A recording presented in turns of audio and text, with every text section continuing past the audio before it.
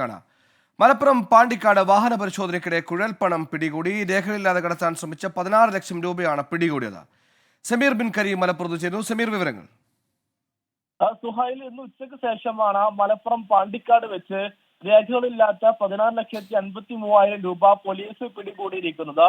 സംഭവത്തിൽ വാഹനം ഓടിച്ചിരുന്ന മലപ്പുറം വള്ളുവമ്പ്രം പുല്ലാനൂർ സ്വദേശി എടത്തൊടി വീട്ടിൽ സമീർ എന്ന 38-കാരനെ പോലീസ് കസ്റ്റഡിയിലെടുത്തിരിക്കുകയാണ്.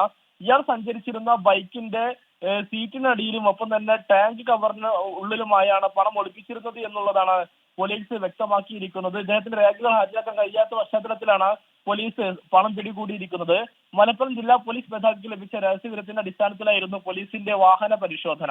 സുഹൈൽ, ശരി, സമീർ ബിൻ കരീമാണ് മലപ്പുറത്ത് വാർത്തയുടെ വിശദാംശങ്ങൾ നൽകിയത്.